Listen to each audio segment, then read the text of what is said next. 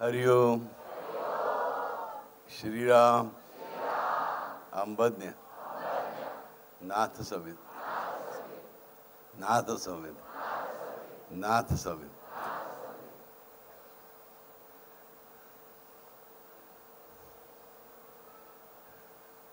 मार्गशीर्ष महिना सुरू झालेला आहे. बरोबर नक्की.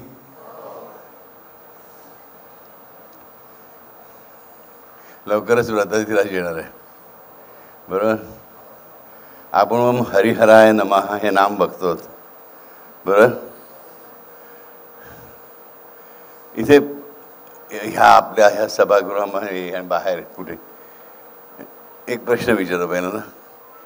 स्वातंत्र्याने गेली 5 वर्ष येत आहे. साधारण दरवेळी असं म्हणत नाही मी, 5 वर्ष येत आहेत अशा लोकांनी हात वर करा. 5 वर्ष जरी येत आहेत कमीत कमी, म्हणजे कमीत कमी 5 वर्ष जरी येत आहेत. येस. जे कमीत कमी 10 वर्ष येत आहेत. Very good. जे कमी खाली खाली करत कमीत कमी 20 वर्ष येत आहेत. Very good.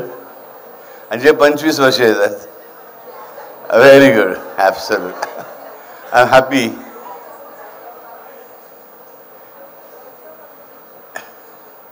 म्हणजे हे तुम्ही जुने जाणते यशस्वी कलाकार आहात. बरोबर की नाही.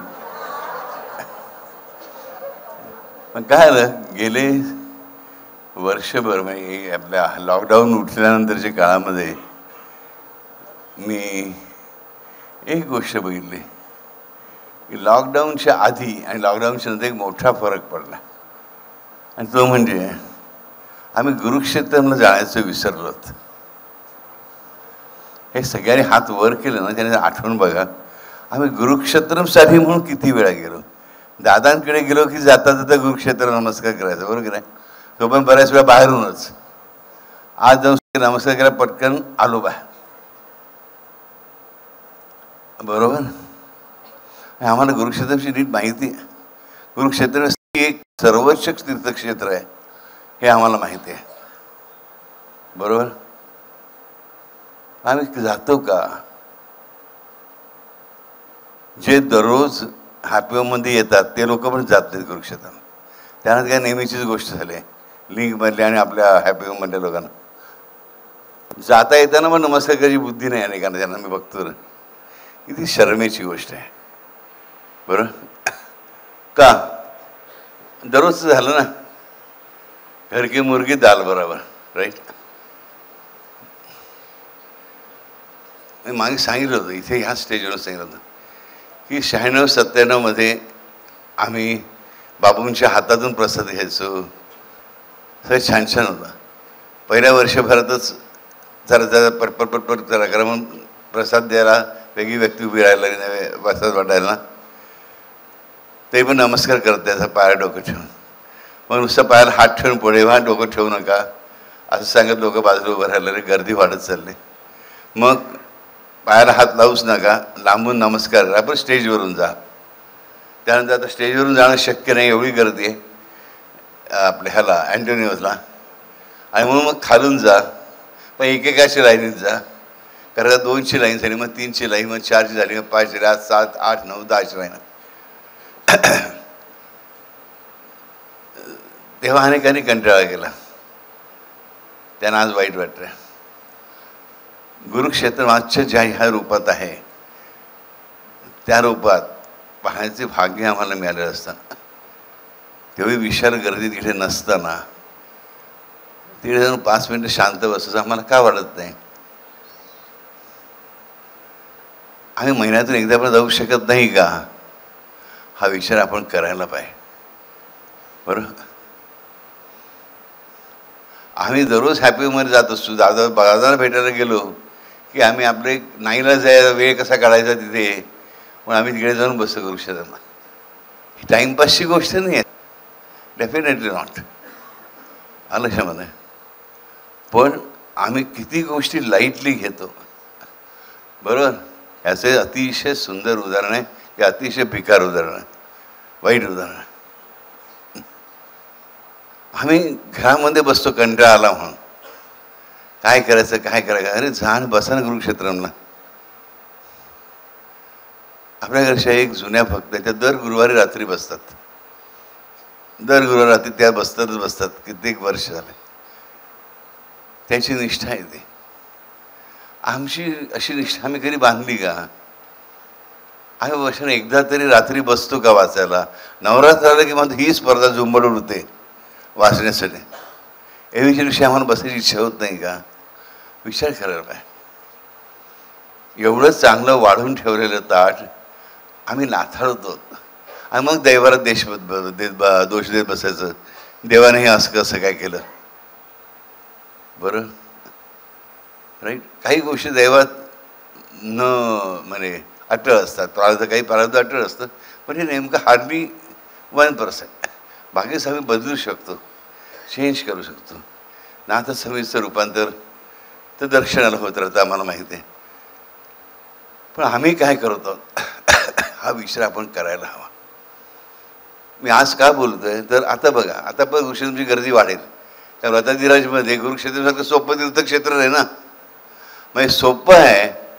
आणि बापूने सर एक 9व्याच गुरुक्षेत्राला या, बाकी वेळी जायची गरज आहे, मग आम्ही तिकडे जातो, चला काम भागलं. बरोबर. असं का? काही माणसं मी बघतो ज्यांना इकडे पूजा करायची संधी आहे, सगळी पूजन एका दिवशी करतात, अरेंज करून घेतात. तिन्ही वेळेचं पूजन, आरती, काय दुर्गाष्टमीचे जे जे काय जेवढं मग एका दिवशी करतं तेवढं करायचं. का? वेळ वाचवायला. एवढी काय मोठी कामं करत आम्ही सगळे काय करतो, एका दिवसात सगळं मॅनेज करायचं. का? एवढे तुम्ही ग्रेट लावून गेलात आणि आमचे व्हॉलंटियर्स वगैरे ॲडजस्ट करून घेतात. नाही, एका दिवसात होईल तेवढं बरं. का? एवढे कोण मोठे स्पेशल लावून गेलात तुम्ही? माझा स्पष्ट प्रश्न. एक लक्षात ठेवा, मी कोणालाही ग्रेट मानत नाही. आम्ही कोणालाही फालतू मानत नाही. माझ्याविषयी कोणी फालतू नाही आणि कोणी ग्रेट नाही. मी कोणालाही डोक्याला चढून ठेवत नाही आणि कोणाला पायतळी पण तुडवत नाही. माझ्या येणारा प्रत्येक जण हा या जगदंबेचा भक्त आहे, दत्तगुरूंचा भक्त आहे. That's all. त्यामुळे ह्या गोष्टी ज्या तुम्हाला दिल्या गेल्या आहेत त्यांचा नीट वापर करायला शिका. आरक्षामध्ये एकदा व्रताधिराज आला की 9 वेळा येऊन जायचं की आमचा संबंध संपला. 9 वेळा का? कारण ते सोपं पडतं पण एका ठिकाणी याला. काय उपयोग आहे मला सांगा? असे आपण आपल्या संसारात वागतो का? अजून एकदाच फक्त घरी जायचं, 7 दिवस आपण आपल्या ऑफिसला झोपूया, असं करतं का? नाही. ते माझं किती अगदी चर्चगेटपासून पालघरला जायचं असेल आणि इथे विटीपासून अगदी पुढे उल्हासनगरमध्ये कुठे पण जायचं असेल, अगदी आणखी पुढे कुठे जायचं असेल, तरी आम्ही दररोज सकाळी ऑफिसवरनं येतो आणि संध्याकाळी ऑफिसवर जातो. आणि 5 तास घरी मिळालं तर हरकत नाही. मग गुरुक्षेत्रचं महत्त्व आपण कित्येक वेळा ऐकलेलं आहे, बरोबर. मग ते विसरायला का होतं आपल्याला? आणि is the last time I am telling. मी परत सांगायची मला सवय नाही आणि आवडतं अजिबात नाही. साहित्यात एक वाक्य आहे ते मला अतिशय आवडतं. सांगू एकदा, सांगू दोनदा, नाही तर पोटच्या पोरासही चिरून फेकून देऊ तत्वता. हे लक्षात ठेवा. तुम्ही दम म्हणा, धमकी म्हणा, ओरडणं म्हणा, येस पण प्रेमानेच करतोय, तुमच्याच भल्यासाठी राजानं. आहे का तुमच्याकडे एवढी शक्ती की डोळ्यात स्मरण केलं की ताबडतोब विष्णू भगवान उभा राहायला पुढे तुमच्यासाठी चक्रगदा घेऊन? नाही. एवढी पुण्य केलं आहे का आम्ही? नाही. किती खोटं बोलतो, किती गॉसिप करतो, किती वाईट वागतो, किती चुकीच्या गोष्टी करतो, याचा विचार करायचा ना. आणि तरी तो आम्हाला सांभाळतो. मग जी एक त्याने गोष्ट करून ठेवली आहे गुरुक्षेत्र, की जिकडे आम्हाला अनेक गोष्टी मिळू शकतात. अगदी तुमच्याच भाषेत सांगतो. अरे आम्ही काय करतो, सकाळी उठल्यापर्यंत काय बघतो? ऑफर्स आणि डील्स ना, बरोबर. आज कसली ऑफर आहे, कसली डील्स आहेत, राईट. काय म्हणतात त्याला? Deal of the day. किंवा कुठे कमी पैशात काय मिळतं आहे, बरोबर. आम्ही तिकडे धावतो. खरं त्याच्यापेक्षाही सोपं करू शकले गुरुक्षेत्र. ते कसं डील ऑफ द डे त्या एका दिवसापुरतं असतं. कुरुक्षेत्र 24/7 आहे, संपूर्ण वर्षभरासाठी. तुम्ही कधीही जा आणि तुमच्या कपॅसिटीच्या 10पट पवित्र व्हायब्रेशन्स घेऊन परत या. हे इथूनच सांगितलंय मी तुम्हाला. उदी हौच्या होत बसून भरलेला आहे. आईची हळद आहे तिकडे माझ्या, बरोबर. आई जगदंबेचं वज्रमंडल पीठभूषणम मी, नंदा आणि सुशील आम्ही तिघांनी स्वतः 9 दिवस केलेलं आहे इतरांच्या सहाय्याने, बरोबर. हे ज्यांनी बघितलं आहे त्यांना ती आठवायला पाहिजे की आमच्या बापूने स्वतः प्राणप्रतिष्ठा केलेली ती मूर्ती तिकडे उभी आहे. हे जर तुझ्या दृष्टीने फालतू असेल तर काय अर्थ नाही, हरकत नाही, येऊ नका. बरं, तुम्हाला याचा अर्थ कळत असेल स्वतः बापू, नंदाई आणि सुजिता 9 दिवस उभे राहतात, याला काहीतरी अर्थ आहे हे तरी मनाला समजावं स्वतःच्या राजानं. का शक्य नाही आम्हाला? मी दररोज या म्हणतोय का? मुळीच नाही. मी मला पैसे खर्च करायला सांगतोय का? मुळीच नाही. I don't want your money or anything. मी स्वतःच्या भाऊबळ भरपूर कमवलेलं समज ना. तुमच्याचसाठी सांगतो ना की जे तुम्हाला तुमच्या पुण्याच्या 10 ग्रॅममुळे मिळेल, इथे तुम्हाला 1 ग्रॅम 0.1 ग्रॅम पुण्यामुळे पण मिळू शकेल. हा सौदा तरी समजा कलियुगात तरी आज ना. स्वार्थ हवा आहे ना, हा स्वार्थ तरी बघा. घरात बसून ते चित्त कधी शांत होत नाही. ते गुरुक्षेत्राला बसल्या 5 मिनिटांमध्ये मनाची शांतता मिळते. ती अपूर्व असते, ती अनकम्पेरेबल असते. हे आम्ही अनुभवतो आणि बाहेर पडल्या विसरतो. हे बरोबर आहे का बाळानो? मला एकदा विचारा प्रश्न. बाबू आमच्यासाठी एवढं सगळं करत चाललं आहे, ते आमच्यासाठी आहे. बाबू तुमच्यावर उपकार नाही करत आहे, लक्षात ठेवा प्लीज. मग असं म्हणजे काय केवळे बापूने आमच्यावर उपकार केले? छे मग तुम्हाला बापूला बाप मानतच नाही आहात. आमच्यासाठी आमचा बाप किती सोयी करतोय असा विचार करायला पाहिजे, बरोबर.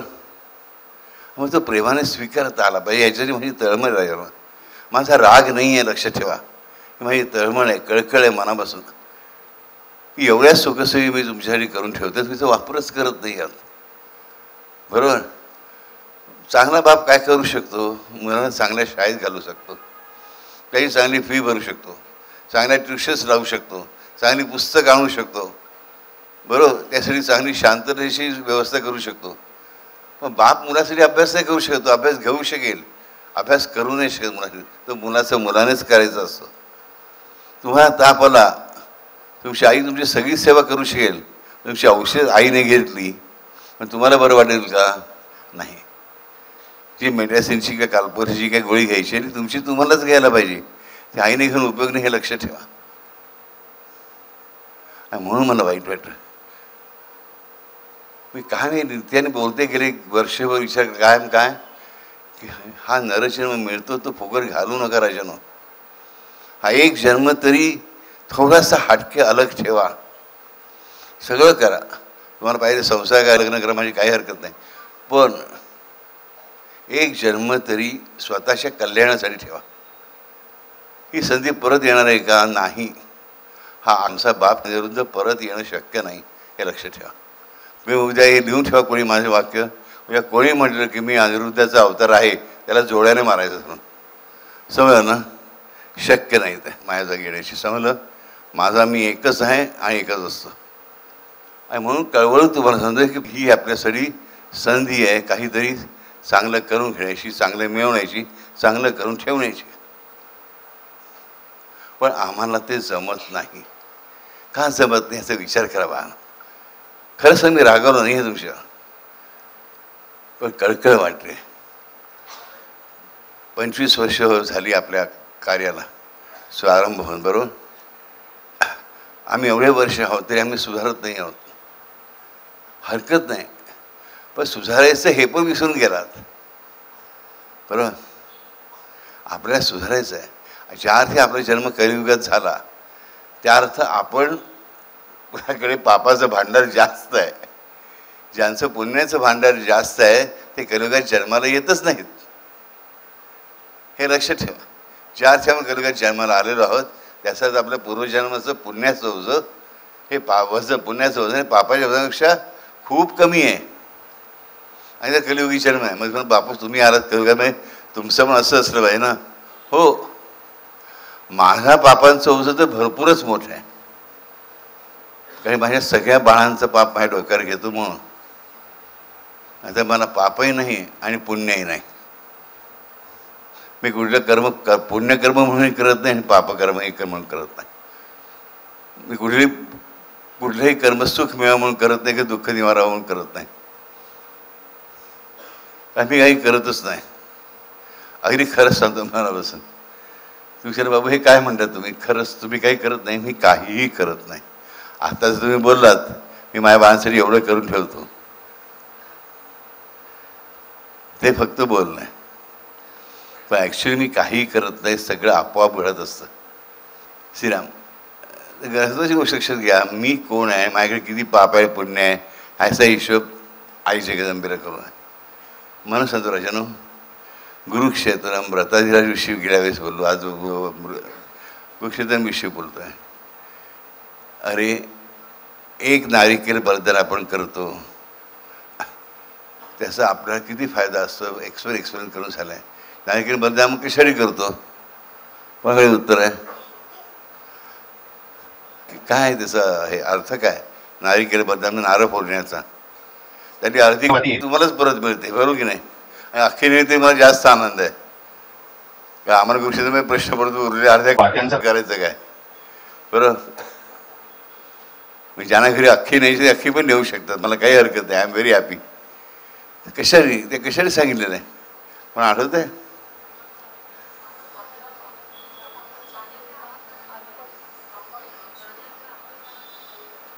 अहंकाराचा बळी देतो. येस, पहिली गोष्ट म्हणजे आपल्याला अहंकार कमी होतो. अहंकाराचा आपण बळी देतो.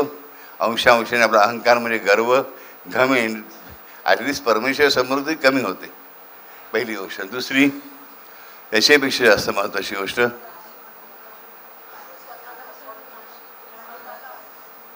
हे झालंच. त्याच्यापेक्षा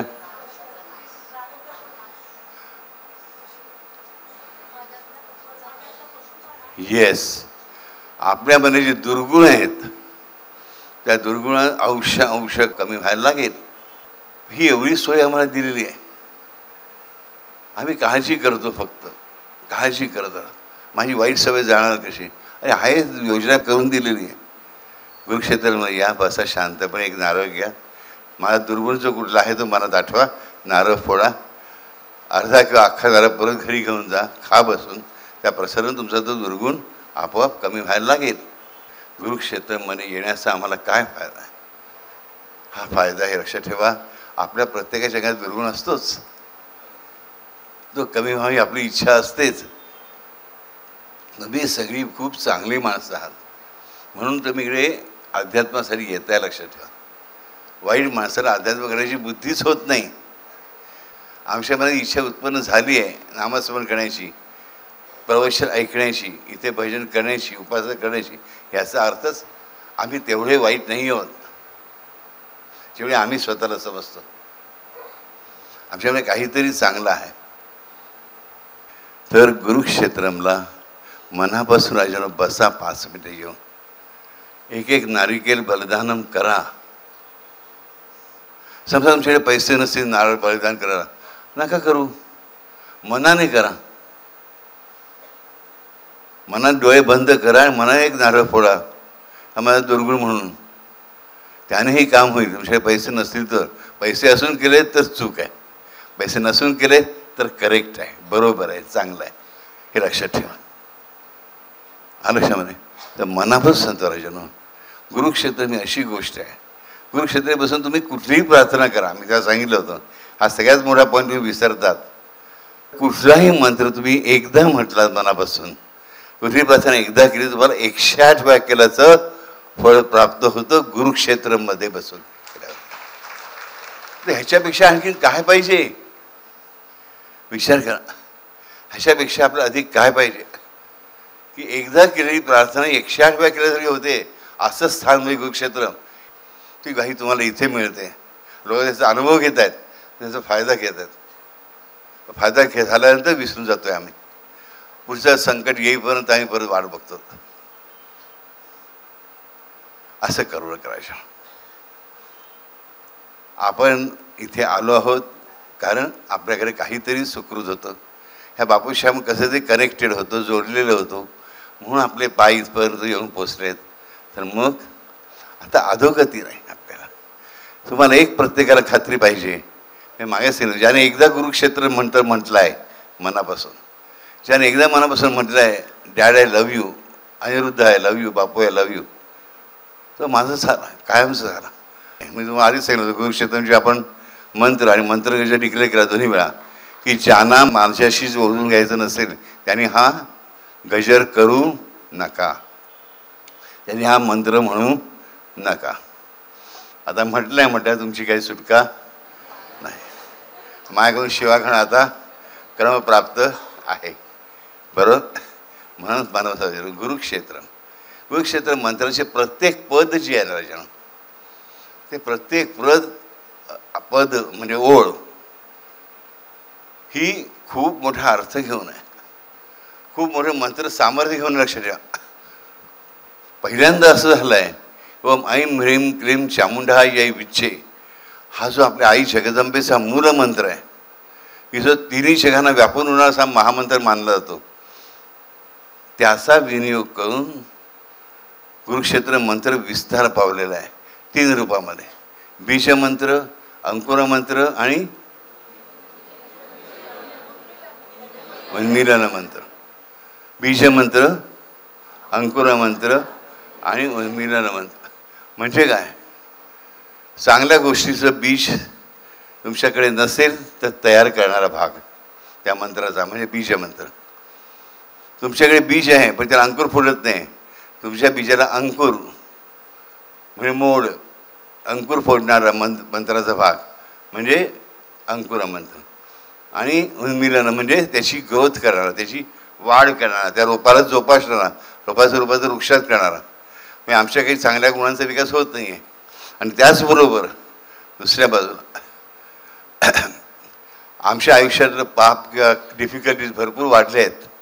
एखाद्या फांद्यांचा जंजाळ असलेल्या वृक्षासारखे झाले आहेत, तर त्याला छाटण्याचं काम कोण करतो? तो उन्मीलन मंत्र. ज्याला आता लहान करणं आवश्यक एखाद्या गोष्टीला, ती गोष्ट लहान करण्याचं काम कोण करतो? तो अंकुर मंत्र. आणि जे मुळासकट उपटून टाकायचं आहे, याचं बीजच नाहीसं करायचं आहे, ते काम कोण करतो? बीजमंत्र. हा एकच मंत्र दोन्ही दिशांनी काम करतो, कारण हा त्रिविक्रम हरिहर रूपात्मक आहे. हरी हा बांधण्याचं काम करतो, डेव्हलप करण्याचं काम करतो, तर हा कुठली दुर्गुणाचा, वाईट गोष्टींचा नाश करण्याचं काम करतो.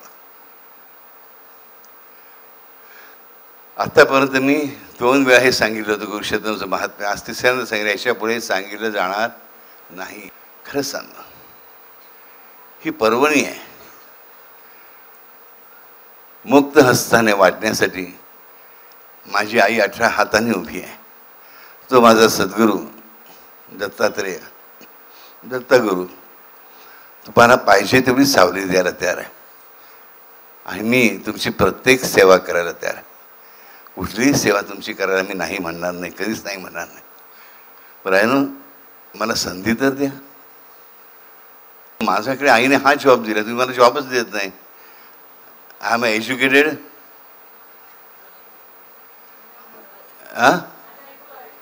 अनएम्प्लॉयड, सुशिक्षित बेरोजगार आहे मी. कोणामुळे? तुमच्यामुळे. माझ्या आईने मला काम सोपवलं आहे तुमची सेवा करायचं. मी मला मोकच देत नाही, चान्स देत नाही. त्यामुळे काय झालं आहे? एज्युकेटेड अनएम्प्लॉईड, एज्युकेटेड अनएम्प्लॉईड आणि सुशिक्षित बेरोजगार. की मला वाईट परिस्थिती आणून ठेवत, विचार करा. पोटापाण्याचा प्रश्न आहे बॉस, बरोबर? काम देणार ना मला? हो तरी म्हणा जोरात जरा. नक्की. मला खात्री आहे तुम्ही चुकत असाल, पण चुकावं अशी तुमची मुळात इच्छा नाही आहे. पण this is final and last time I am telling. कुरुक्षेत्राचं महात्म्य लक्षात ठेवा. कुरुक्षेत्रामध्ये या. कुरुक्षेत्रामध्ये तुम्हाला काही अडचण आली गुरुवारी सूचना पेटी ठेवलेली असते, तिकडे तुमच्या सूचना तुम्ही टाकू शकता. आम्हाला ही फॅसिलिटी पाहिजे तिकडे, किंवा तिकडचा व्हॉलंटियर आम्हाला त्रास देतात, काय जे काय असेल ते, बरोबर की नाही. सगळे व्हॉलंटियर घाबरले ताबडतोब. तसं काय नाही. कोणी विषय खोड्या कंप्लेंट केल्या ते मी स्वीकारत नाही.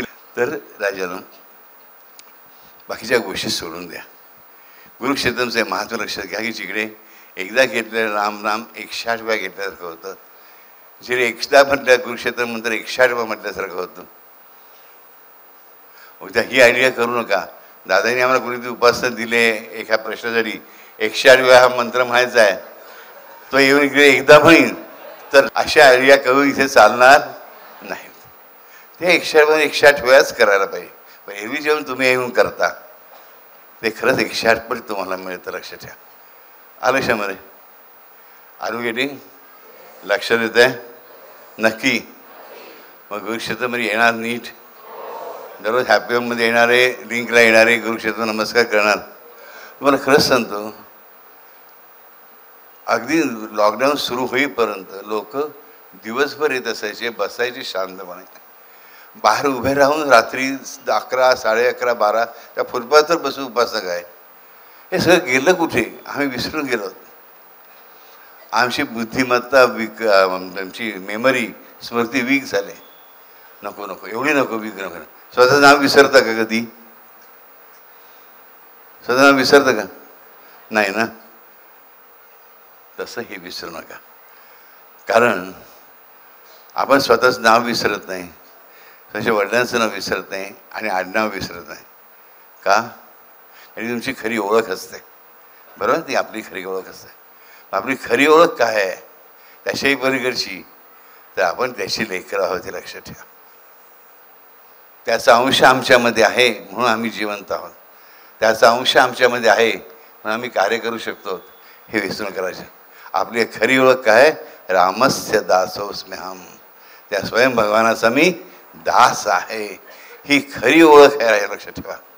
त्या पांडुरंगाचा मी दास आहे, माझ्या इष्टदेवतेचा मी दास आहे, हे मनात लक्षात ठेवणं, ठासून भरणं म्हणजे भक्ती.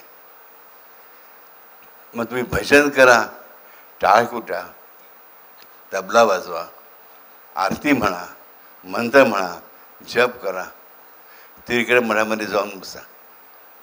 तिकडे मठ का निघाले? कारण गुरुक्षेत्र एकच असणार आहे म्हणून. तिकडे मठ सगळीकडे असणार आहे.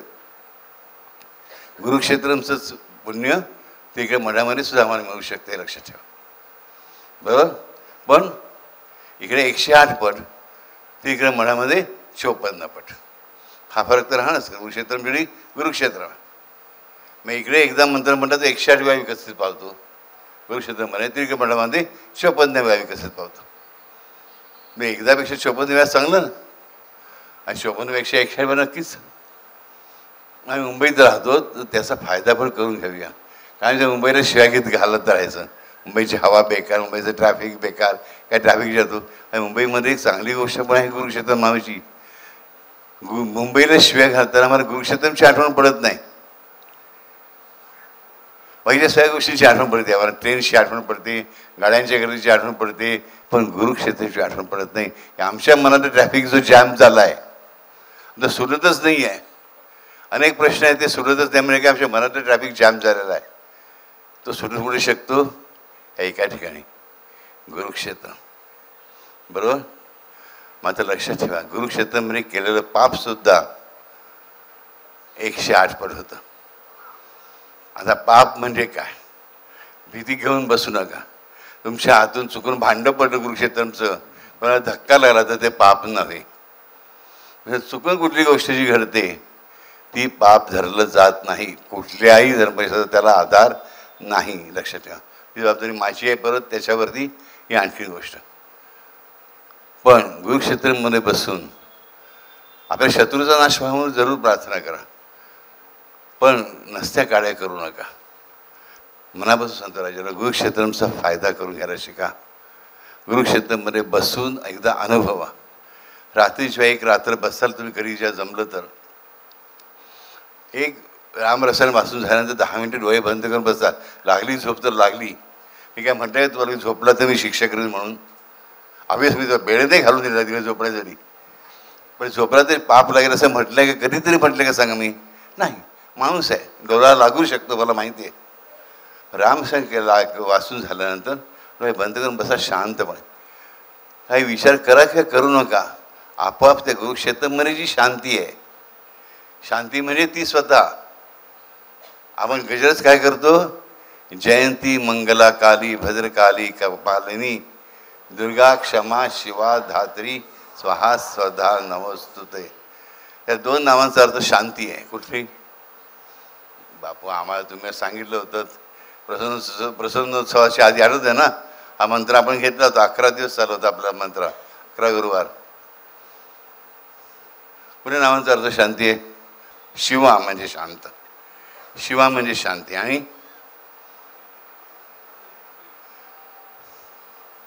ती क्षमा आहे.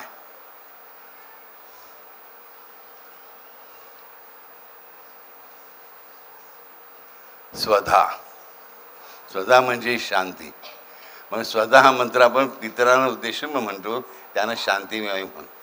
आयुष्यामध्ये तिचं नाव शांती हेच आहे.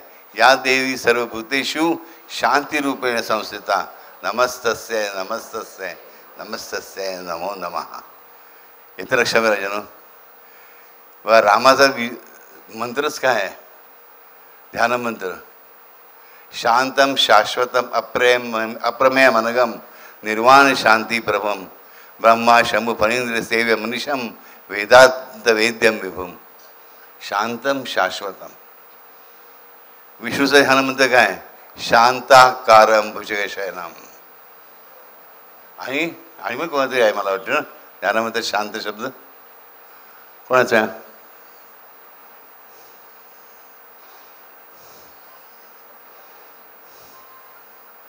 हां, हे काय?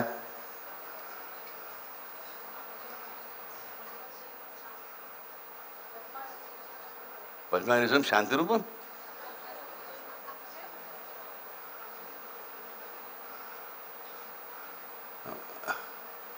म्हणून दाखवा मला. पद्मासीनम पद्मासीनम बांगम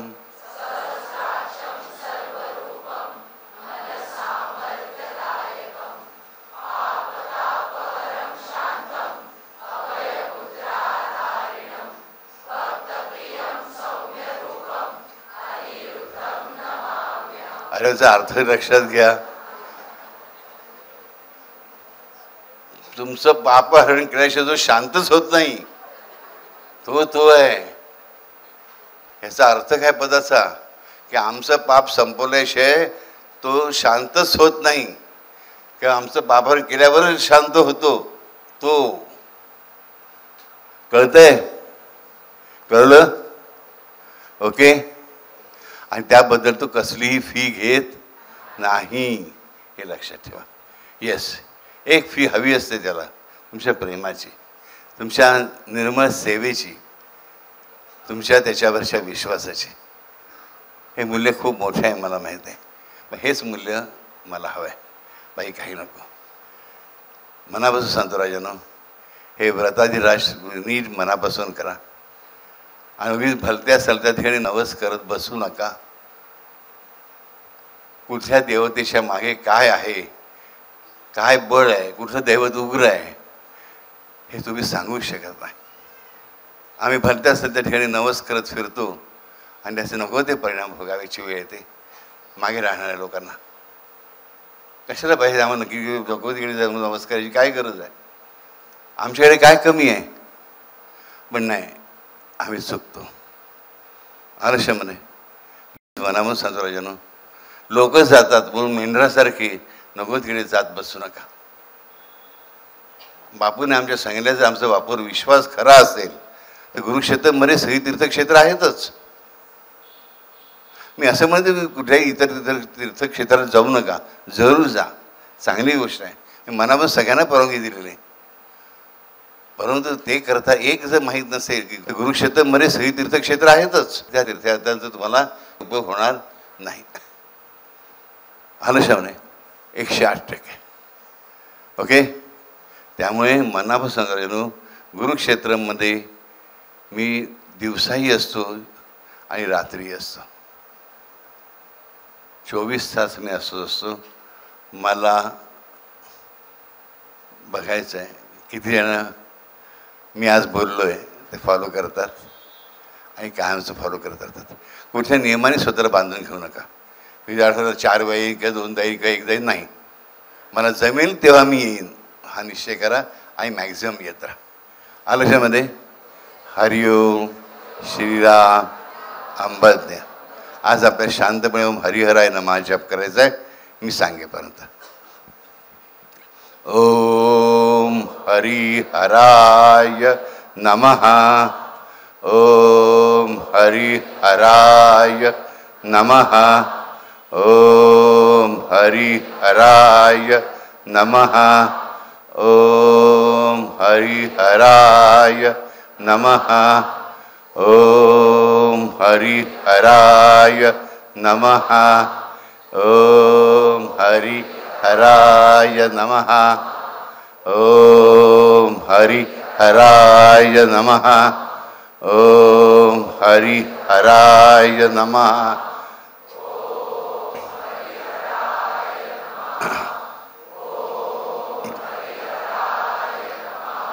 ओम हरिहराय नमः. ओम हरिहराय नमः. ओम हरिहराय नमः. ओम हरिहराय नमः.